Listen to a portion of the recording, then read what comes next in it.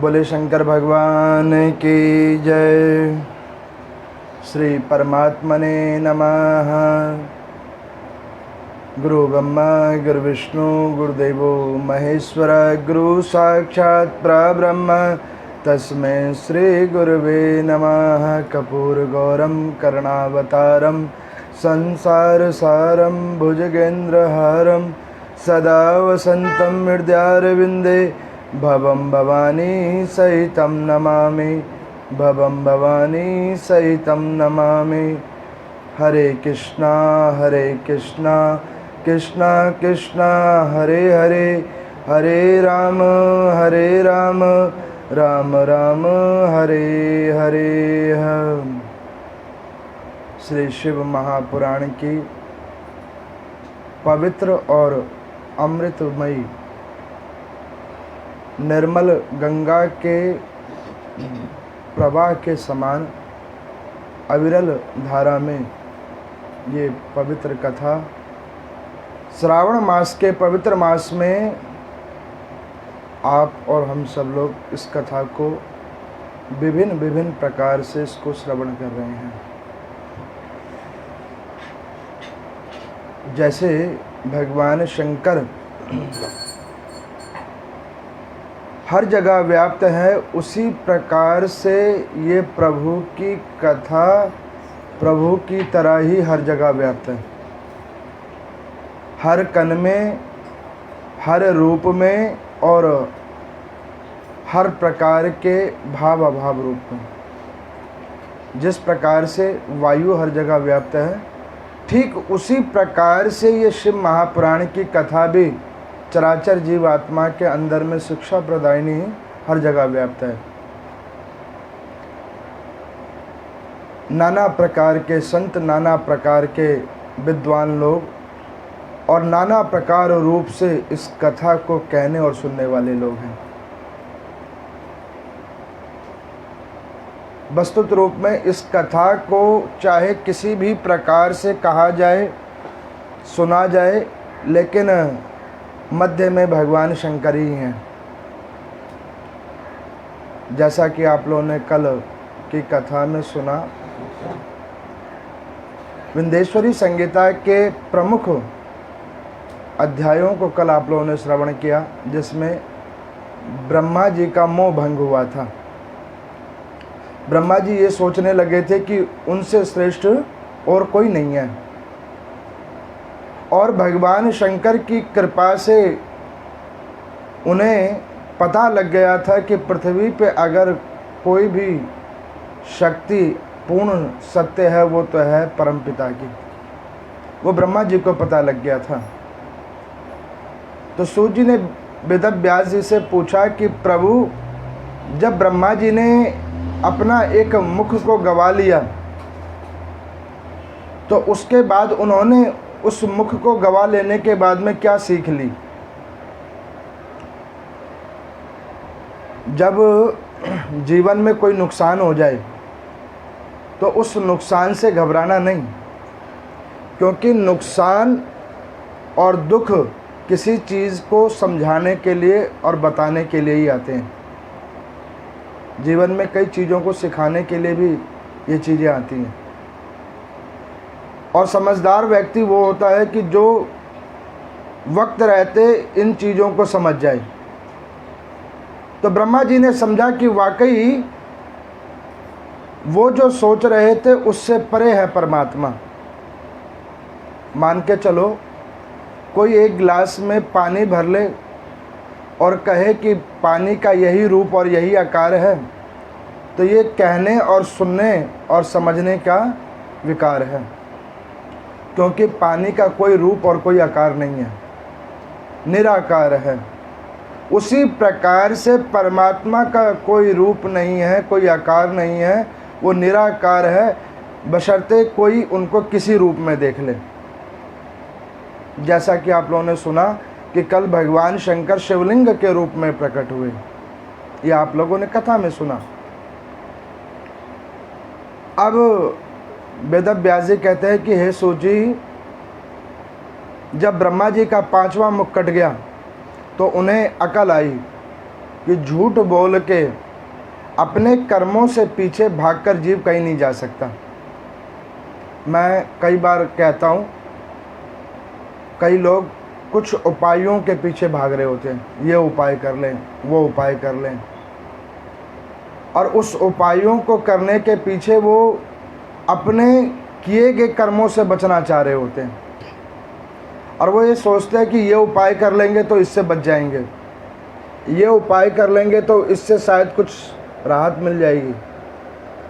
लेकिन उपायों से अगर बच रहे होते हैं ना, तब तो फिर ब्रह्मा जी के पास में जाने का कोई लाभ नहीं होता। वो उपाय ही लिख के दे देते, यही उपाय कर लो और ऐसे ही बच जाया करोगे। उपायों से व्यक्ति नहीं बच सकता। अगर आदमी अपने कर्मों और दुखों से बचना चाहता है तो केवल और केवल परमात्मा के भजन से बच सकता है, सत्कर्मों से बच सकता है। ब्रह्मा जी ने इस बात को जान लिया कि मेरे किए गए सारे उपाय निष्फलित हो गए। मेरे को सोच के कई बार बड़ा आश्चर्य लगता है कि जब ब्रह्मा जी मान बैठे हैं कि उपायों का कोई फ़ायदा नहीं है, फिर भी कुछ कथाकार केवल उपाय ही सुनाते हैं, ये उपाय कर लो, वो उपाय कर लो, वो उपाय कर लो। जब ब्रह्मा जी जान बैठे हैं तो इंसान कहाँ से करेगा। अभी आप पूरे माह में ये कथा को श्रवण करेंगे, आप देखेंगे कि मैं आपको एक भी उपाय नहीं बताऊंगा।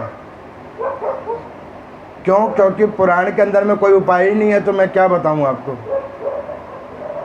मैं केवल आपको यही बताऊंगा कि जब दुखी हो जाओ, कोई आस ना मिले, कोई छोर ना मिले, तो परमात्मा के हो जाओ। उनको कह दो कि प्रभु मुझे मेरी रक्षा करो, और वही आपकी रक्षा करेंगे, वो भी बगैर किसी उपाय के। बस आपने जाकर उन्हें कहना है कि आप मेरी रक्षा करो, जैसे ब्रह्मा जी ने कह दिया कि हे बाबा अब मेरी रक्षा करो आप। तो यहाँ पर मैं वेदव्यास जी कहते हैं कि जब ब्रह्मा जी का 5वां मुख कट गया तो उन्हें एक ज्ञान की भाव आया अंदर में कि मैंने वाकई बहुत बड़ा अनुचित कर्म किया है। उस अनुचित कर्म से अपने आप को विमुक्त करने के लिए उन्होंने क्या किया, भगवान शंकर की आराधना करना प्रारंभ किया, तपस्या करना प्रारंभ किया। श्रीमन नारायण भगवान ने सोचा कि कुछ भूल तो मुझसे भी हो गई, मैं खुद भगवान शंकर को नहीं पहचान पाया। अब ब्रह्मा जी और श्रीमन नारायण भगवान दोनों ही साधना में बैठ गए, तपस्या करने लगे भगवान शंकर की, और दोनों ने बहुत भाव से, दोनों देवताओं ने बड़े भाव से तपस्या करनी प्रारंभ की। और उनके तपस्या से एक ध्वनि उत्पन्न हुई जिसे कहते हैं ओमकार ध्वनि। ओमकार ध्वनि, ये जितनी भी मैं आपको कथा सुना रहा हूँ, कोई भी ज्ञानी पुरुष, ज्ञानी महिला अगर इसमें छंद विच्छेद करे तो पुस्तक सामने में है, इसको आराम से पढ़ें, क्योंकि मेरा ध्येय होता है कि केवल कथा सुनाना, अन्यत्र नहीं सुनाना। क्योंकि जो कथा है केवल वही कथा सुनानी चाहिए, जब भी कथा का फल मिलता है कहने वाले को भी और सुनने वाले को भी। अब यहाँ पर मैं ब्रह्मा जी ने और विष्णु जी ने भगवान शंकर की तपस्या की। श्रीमन नारायण भगवान के शरीर से पसीना जल रूप में निकलता जा रहा है और उस शिवलिंग के ऊपर में चढ़ता जाए।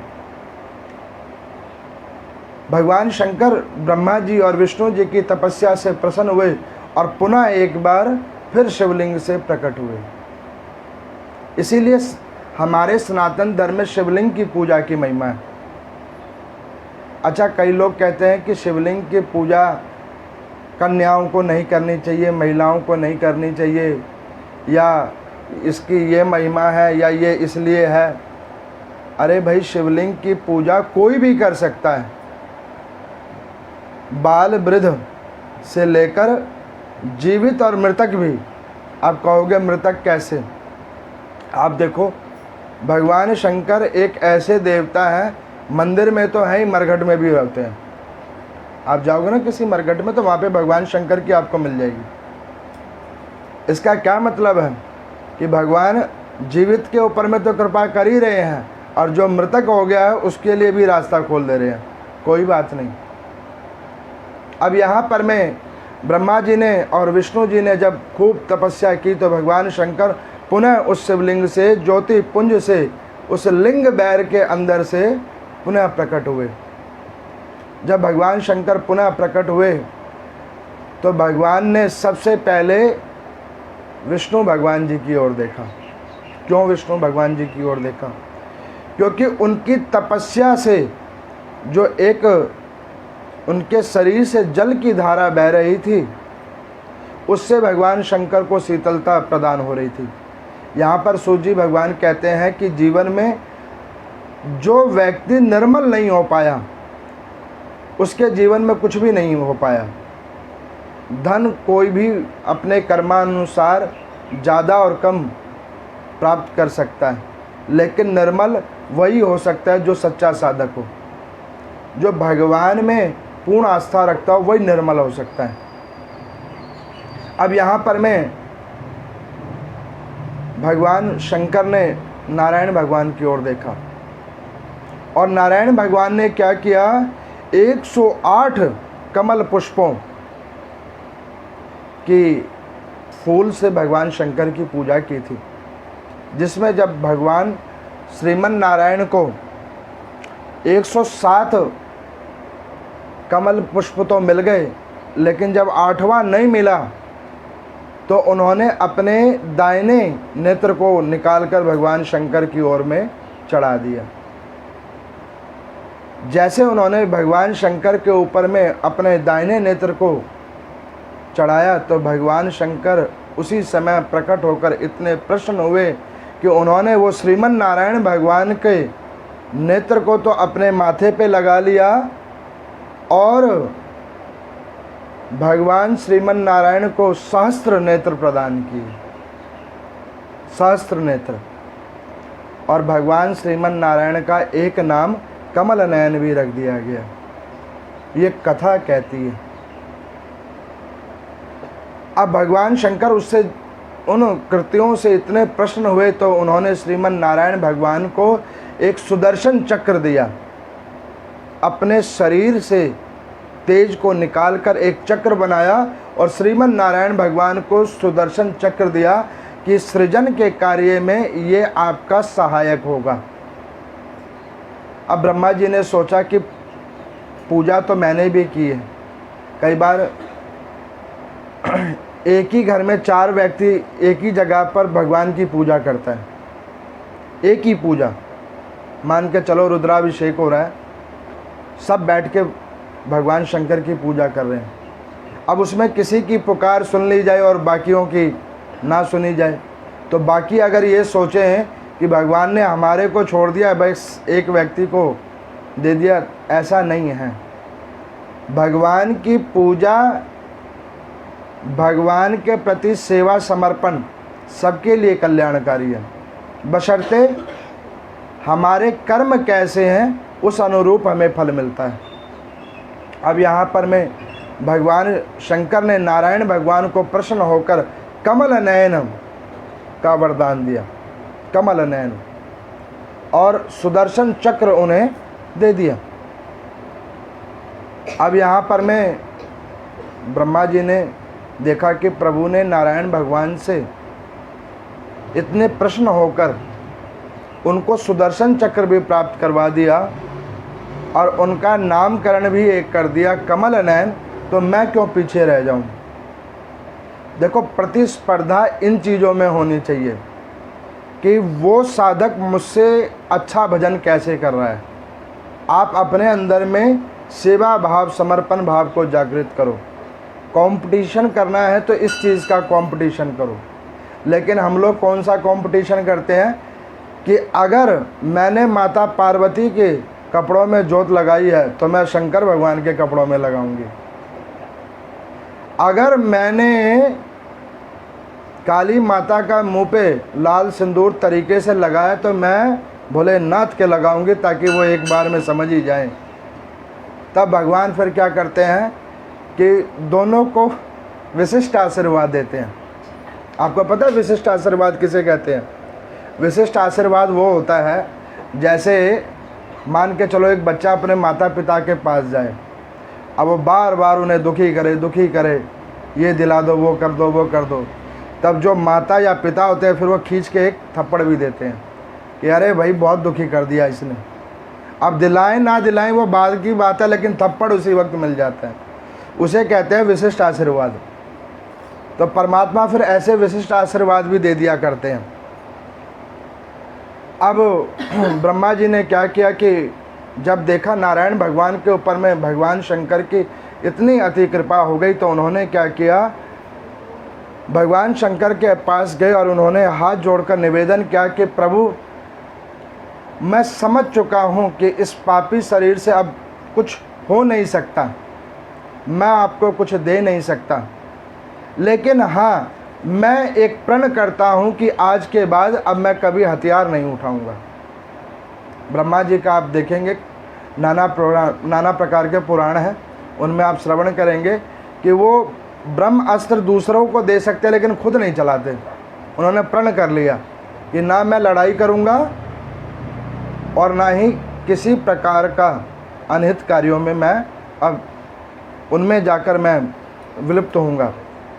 जब इस प्रकार का भाव उन्होंने रखा तो भगवान शंकर ब्रह्मा जी की इस बात को सुनकर बड़े प्रसन्न हुए। उन्होंने कहा कि हे ब्रह्म देवता, हम आपकी इस बात से बड़े प्रसन्न हुए।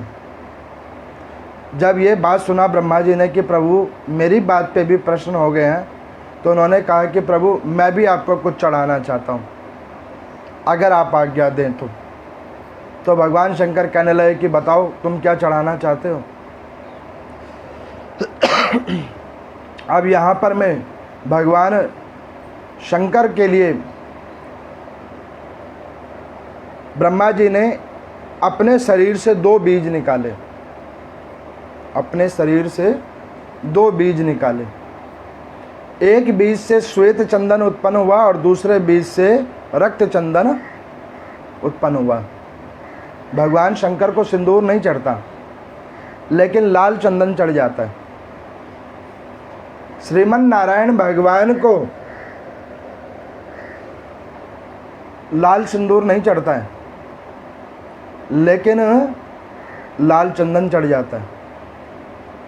अब यहाँ पर ब्रह्मा जी ने उन दोनों चंदनों को उत्पन्न किया और एक चंदन श्वेत चंदन श्रीमन नारायण भगवान को दिया कि प्रभु मैंने आपसे भी बैर किया अनजाने में, मुझे पता नहीं था, इसको आप ग्रहण कीजिए। और एक लाल चंदन भगवान शंकर के श्री चरणों में दिया, जिससे भगवान शंकर प्रसन्न हुए और वो श्रीमन नारायण भगवान के पसीने वाले जल से चंदन को रगड़ा और उन्होंने त्रिपुंड चंदन अपने सर पे लगा लिया। इसको देखकर ब्रह्मा जी बड़े गदगद हुए कि मेरे जैसे नाचीज़ की दी गई वस्तु को प्रभु ने अपने सर पे ही लगा लिया। यहाँ पर सूर्य जी कहते हैं कोई जीव भाव रख के तो देखे, परमात्मा उसे सर पे भी बिठाने को तैयार है, लेकिन भाव तो बनाए। आपको पता है कि भारतीय बच्चों की इतनी महानता क्यों है? वो इसलिए है कि वो जो कार्य करते हैं बड़े पूर्ण एकाग्रचित्त होकर करते हैं, तो उनकी इतनी महानता हो जाती है कि अन्यत्र वो जहाँ जाते हैं तो उन्हें ऊंचे से ऊंचे ओहदे पे बिठाया जाता है, केवल उनके एकाग्रचित्तता के होने की वजह से। उसी प्रकार से ब्रह्मा जी के इस भाव को देखकर भगवान शंकर बड़े प्रसन्न हुए। तब श्रीमन नारायण भगवान ने कहा कि प्रभु अगर अब आप कृपा करें तो सृष्टि का नियोजन करें। तो यहाँ पर मैं वेदव्यास जी कहते हैं कि हे सूर्य जी, यहाँ पर मैं भगवान शंकर की महिमा के द्वारा सृष्टि का संरचना की गई। अभी आप लोग अधिक मास में विष्णु पुराण सुनेंगे। अब वहाँ पे आप ये सुनेंगे कि श्रीमन नारायण भगवान के द्वारा सृष्टि संरचना हुई। ब्रह्म पुराण में लिखा हुआ है कि ब्रह्मा जी के द्वारा सृष्टि की संरचना हुई। अब कोई ये पूछे कि तीनों में से किसके द्वारा हुई, तो मैंने अभी आपको पहले बताया ना कि ओमकार बिंदु से त्रिदेव हैं। रचना एक ही जगह से हुई है, प्रकार अलग अलग हैं, जिसको जैसे समझ में आ जाए। जैसे कि कोई राम की पूजा करे और कोई कृष्ण की पूजा करे, लेकिन है तो नारायण भगवान ही। उसी प्रकार से ये त्रिदेव एक ही हैं। ये सोचने समझने वालों के ऊपर में भेद है। अब सृष्टि की संरचना की गई तो सबसे पहले 4 युगों को बनाया गया। सतयुग, त्रेता युग, द्वापर युग और कलयुग। 4 युगों का एक जोड़े को चतुर्युग कहा जाता है। एक चतुर्युग के अंदर में एक ब्रह्मा जी चेंज हो जाते हैं और 14 मनु चेंज हो जाते हैं और सप्त ऋषि भी चेंज हो जाते हैं। और ऐसे 16 युग निकल जाते हैं चतुर्युग, तो श्रीमन नारायण भगवान का एक दिन होता है। और उस 16 में से प्रभु एक बार कहीं जन्म लेते हैं। अब मैंने विष्णु पुराण को जब पढ़ा, उसकी कथा जब हमने करी, तो उसमें मैंने देखा, पहले मैं ये सोचता था कि सतयुग के अंदर में भगवान ने हिरण्यकशिपु हिरण्याक्ष को मारने के लिए नरसिंह अवतार लिया। फिर अगली बार उन्होंने फटाफट त्रेता युग में राम जी का अवतार ले लिया, और फिर द्वापर में कृष्ण अवतार हो गया, और कलयुग में कली का अवतार होगा। मैं पहले यही समझता था, लेकिन जब मैंने विष्णु पुराण को पढ़ा तो उसमें मुझे समझ में आया कि एक चतुर्युग में प्रभु नारायण का ऐसे एक ही अवतार हुआ है। मतलब 4 युग में एक अवतार हुआ है, चाहे वो सतयुग में हुआ है, चाहे द्वापर में हुआ है, या त्रेता युग में हुआ है। और ऐसे करके फिर दूसरे 4 युग बीत जाते तो उसमें एक युग में होता है। अब मान के चलो, अभी हम लोग इंतज़ार कर रहे हैं कि परमात्मा का कलिक अवतार होगा, लेकिन ये कौन जानता है कि ये इसी वाले पैनल में होगा। हो सकता है इसके अगले वाले में हो, लेकिन कर्म तो आदमी तब भी भोग रहा था और अभी भी भोग रहा है और आगे भी भोगता रहेगा। इसका कहने का अभिप्राय ये है कि अवतार कभी भी हो, हमें हमारा सत्कर्म करना चाहिए। अब यहाँ पर प्रभु ने इस प्रकार से सृष्टि बनाई तो दोनों देवताओं ने कहा कि प्रभु अब कृपा करके आप बतलाएं कि इन भुवनों पे सबसे पहले ही वस्तु क्या उत्पन्न होगी। आप लोग सुनते हो ना, कई लोग बोलते हैं कि पहले अंडा आया कि मुर्गी। मैं आपको बताता हूँ, ना अंडा आया ना मुर्गी, सबसे पहले वनस्पति आई। अभी आप देखोगे वनस्पति उत्पन्न हुई है। यहाँ पर भगवान शंकर को निवेदन किया श्रीमन नारायण ने कि प्रभु इस सृष्टि के ऊपर में पहले क्या उत्पन्न हो। तो ब्रह्मा जी कहने लगे कि प्रभु आप जैसा कहें। तो भगवान शंकर कहने लगे कि हे ब्रह्म देवता, आप सृजन करें, बताएं क्या क्या उत्पन्न हम करें। और विष्णु भगवान उसमें भरण पोषण करेंगे, और जब भरण पोषण हो जाएगा तो उसकी आयु निर्धारित हम करेंगे। भगवान शंकर ने ये कहा कि खेल आप शुरू करो, मध्य में वो लेके आएंगे और समापन हम कर देंगे। तो विष्णु भगवान कह रहे हैं कि प्रभु समापन तो आप कर देंगे, लेकिन शुरुआत भी आप ही को करना पड़ेगा, क्योंकि हम दोनों ने आपकी साधना करके प्राप्त किया है। तो चराचर जीव को भी आपकी साधना करने के बाद ही कुछ वस्तु प्राप्त हो। तो यहाँ पर मैं शिव महापुराण की विंध्येश्वरी संगीता के कुछ अंतिम अध्यायों में वनस्पति सृष्टि की रचना के ऊपर में बोल रहे हैं। तो भगवान शंकर ने उसी जल के अंदर में स्पर्श किया और अपने शरीर से 5 बीजों को उत्पन्न किया। उसमें क्या क्या निकला? भांग, धतूरा, आँख, समीपत्र, और अंतिम और लास्ट दुर्वा। ये 5 को भगवान शंकर ने प्रकट किया। आप गौर करना, ये 5 चीज़ें कभी ख़त्म नहीं होगी पृथ्वी पे से, ये ख़त्म नहीं होने वाली हैं। ये तब की बनी हुई है जब परमात्मा ने पृथ्वी के ऊपर में जीवन प्रदान किया। ये वो वनस्पतियां हैं, इसको परमात्मा ने जीव आत्मा के संरक्षण के लिए बनाया। देखो, भांग एक औषधि है। अब कोई उसको नशा बना ले तो वो उसकी गलती है। कई लोगों के मैं मुंह से सुनता हूँ, अभी कावड़ चढ़ रही है, कार के लिए लोग जा रहे हैं, कावड़ लेने के लिए जाते हैं, वहाँ पे कोई भांग पी रहा है, कोई गांजा पी रहा है और कहते हैं भगवान शंकर लेते थे इसलिए हम भी ले रहे हैं। अरे मूर्ख आदमी, भगवान शंकर ने ये बनाया है। भगवान शंकर को तुमने पीते हुए देखा था, गांजा पीते हुए? और ऐसे अशुद्ध चीज़ों को पीकर तुम कावड़ उठाते हो जहाँ पे मादकता आ जाती है, तो वो कावड़ फिर शुद्ध नहीं होती है।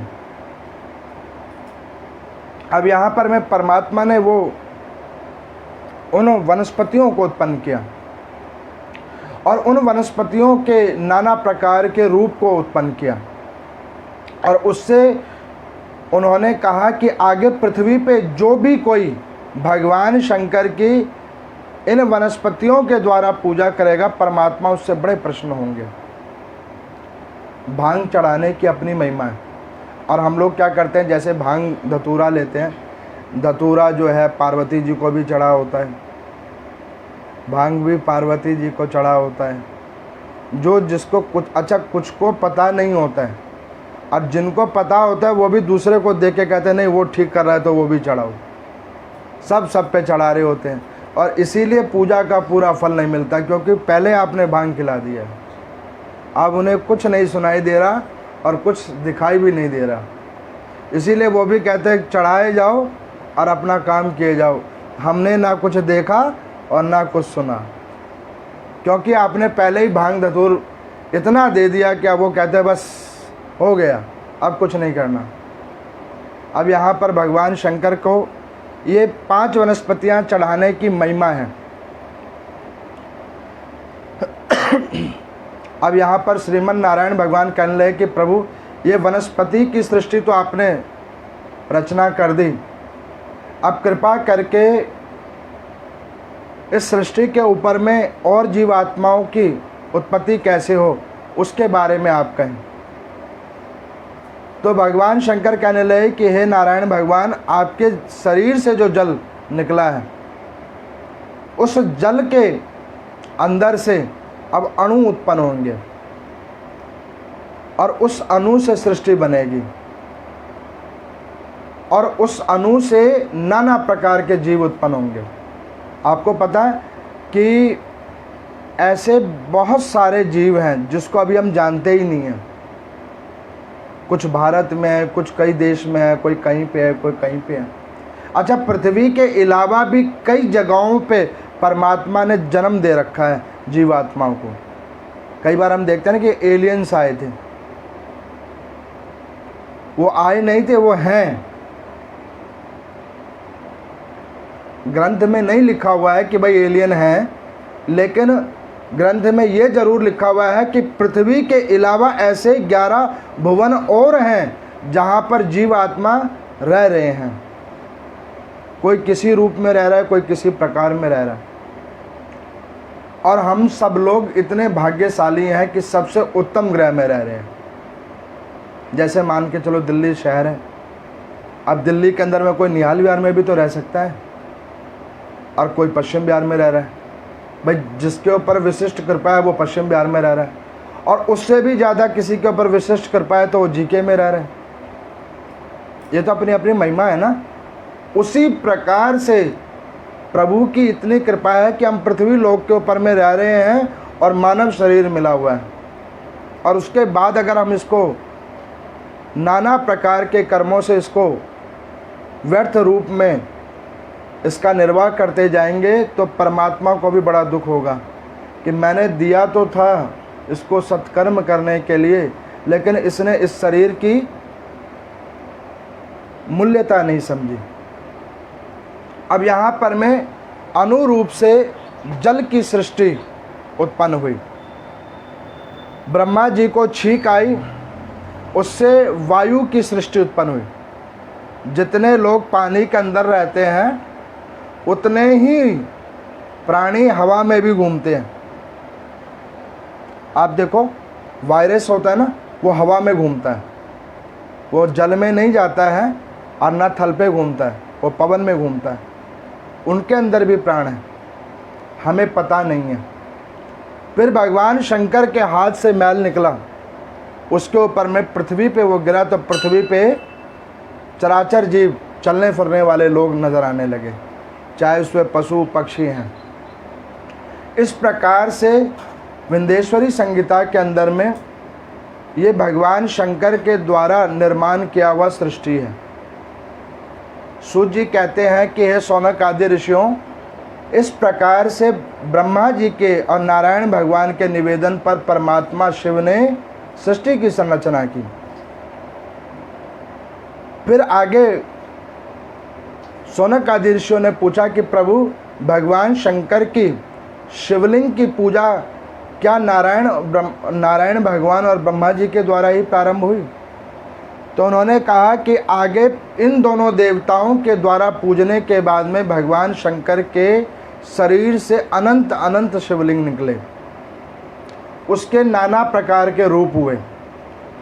एक रूप हुआ आत्मलिंग, जिसे ज्योतिर्लिंग कहते हैं, वो 12 ज्योतिर्लिंग निकले।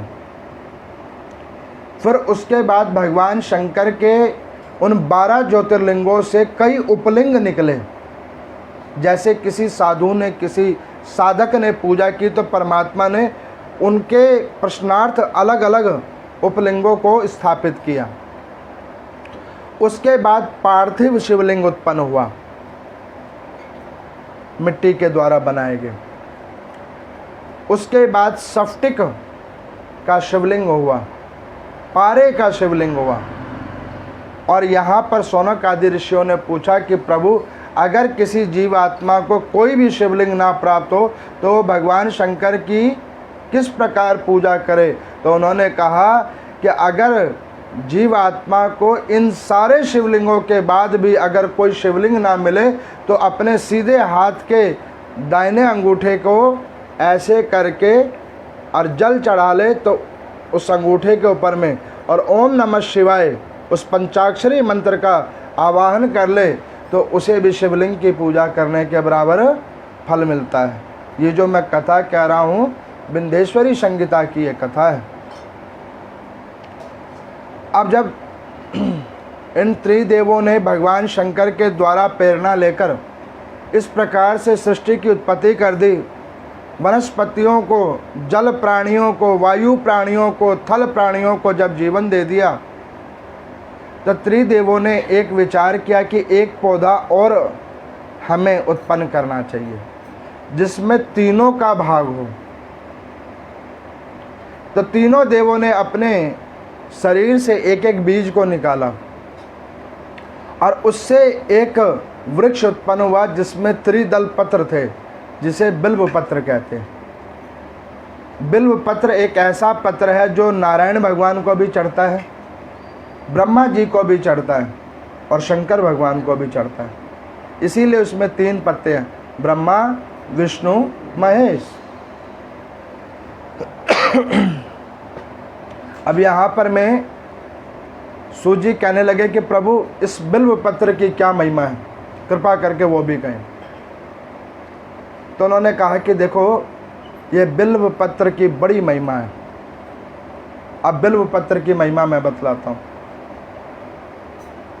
ये विंध्येश्वरी संहिता का अंतिम अध्याय है, बिल्व पत्र की महिमा। मैं आपको बतलाऊं कि जब जीवन में आपका शरीर नाना प्रकार के रोगों से ग्रसित हो जाए और या किसी समस्या का समाधान ना निकले, तो भगवान शंकर को, श्रीमन नारायण भगवान को, ब्रह्म देवता को एक बिल्व पत्र चढ़ाएं। उस बिल्व पत्र के चढ़ाने से ये त्रिदेव रिझ जाते हैं, आपकी कामना को वो डायरेक्ट सुनवाई करते हैं केवल एक बिलपत्र चढ़ाने से। अब कोई पूछे कि बिलपत्र कितनी संख्या में चढ़ानी चाहिए, 1, 2, 3 या 5 या 10 या 11 कितनी?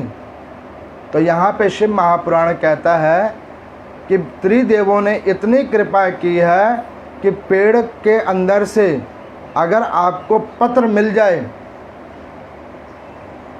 जितनी भी संख्या में मिले, मिनिमम 1 और मैक्सिमम की कोई संख्या नहीं, भाव रूप निष्ठा से चढ़ाओ। अब उसमें यह भी लिखा हुआ है कि बस पत्र चढ़ाओ, पेड़ के टहनी को तोड़ के ना चढ़ाओ। अब कई लोग काउंटिंग पूरी करते हैं तो वो क्या करते हैं, टहनी समेत ही काम ख़त्म कर देते हैं ताकि उसके ऊपर दूसरा पत्ता ना निकले, हम तोड़ लें, दूसरे को अवसर ना मिले। और जैसे जिसने ताजमहल बनाया उसके दोनों हाथ कटवा दिए, आगे दूसरे बना ना पाए ये मिस्त्री। ऐसे ही हम करते हैं, तुलसी तोड़ने जाओ पूरी टहनी तोड़ दो ताकि उसके ऊपर दूसरा पत्र निकल ही नहीं पाए।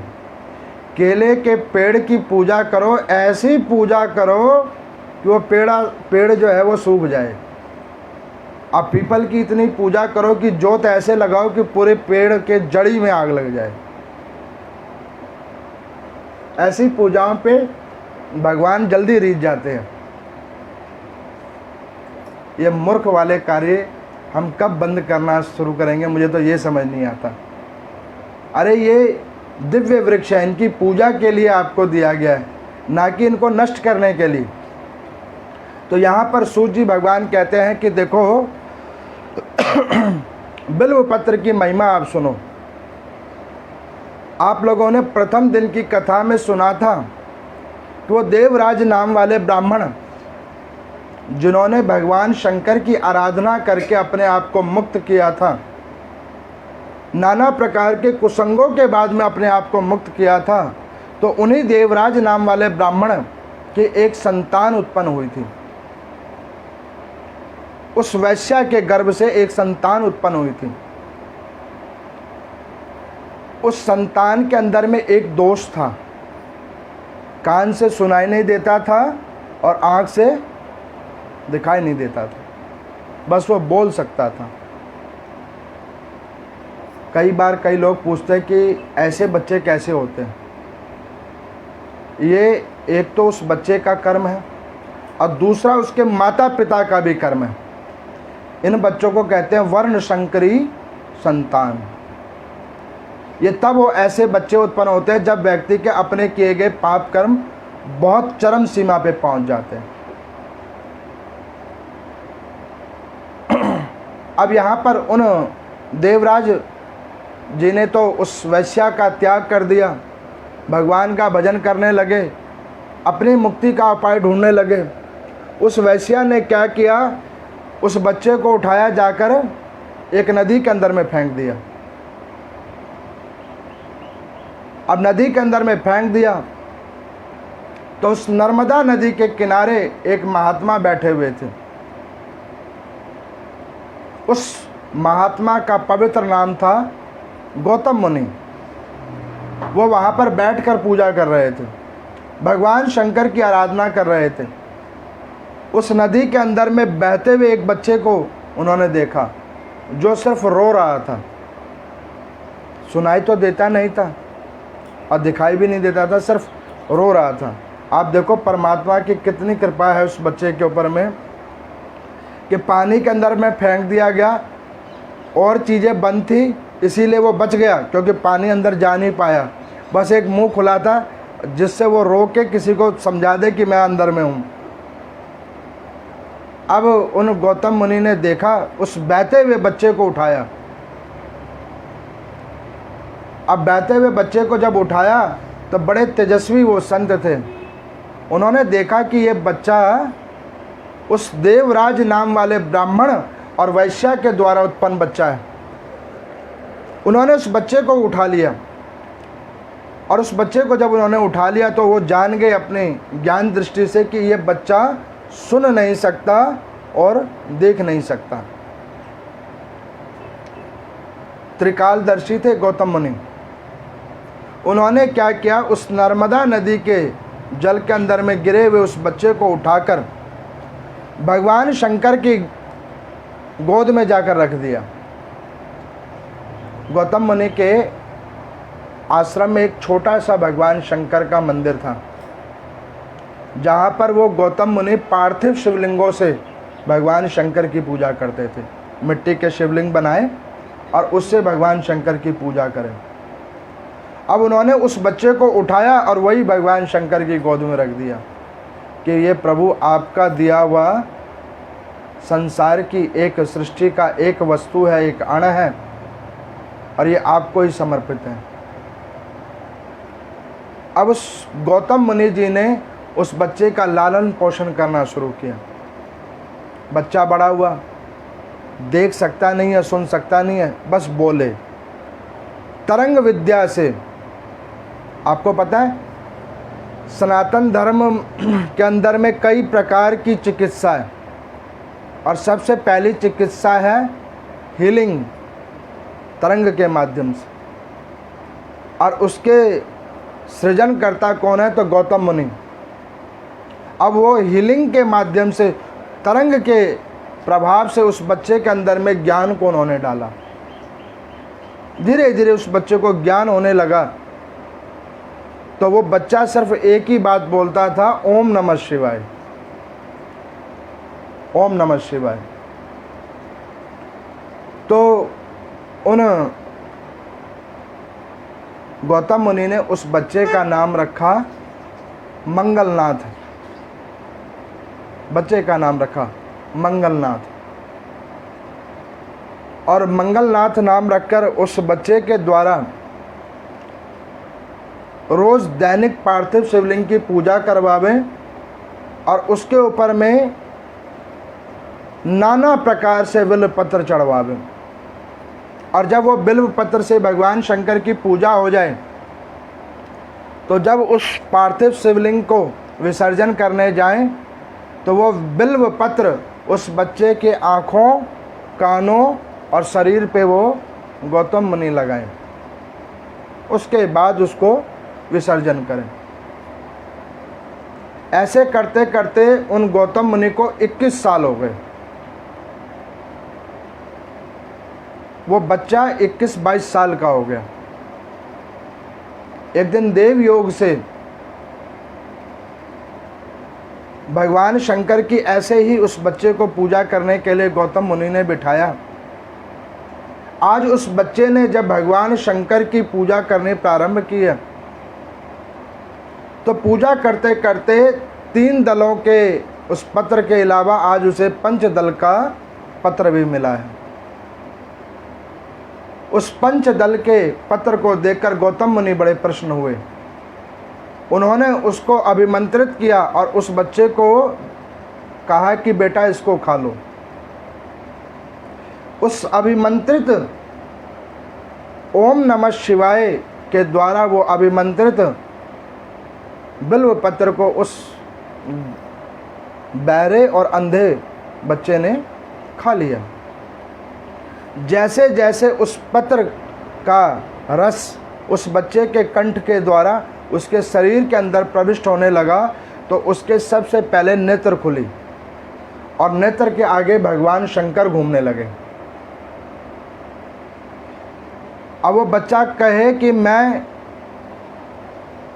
भगवान को देख रहा हूँ, मैं भगवान को देख रहा हूँ। गौतम मुनि को बड़ी प्रसन्नता हुई कि मैंने जो साधना की उसका फल मिलने जा रहा है। और जैसे ही वो बिल्व पत्र उदर के अंदर पहुंचा तो उसके श्रवण भी खुल गए और वो ओमकार की ध्वनि सुने, ओमकार की ध्वनि सुने। गौतम मुनि भगवान शंकर के आगे नतमस्तक हुए। उन्होंने कहा कि प्रभु आपने इतनी अनुकंपा की, मेरी पूजा का इतना बड़ा फल दिया, एक बहरे और अंधे बच्चे के अंदर में नेत्र ज्योति और कान के श्रवण खोल दिए। ये आपकी महिमा नहीं तो और किसकी महिमा है।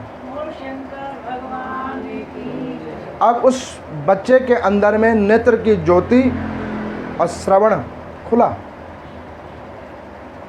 उसने भगवान शंकर की रुद्राभिषेक करना शुरू किया।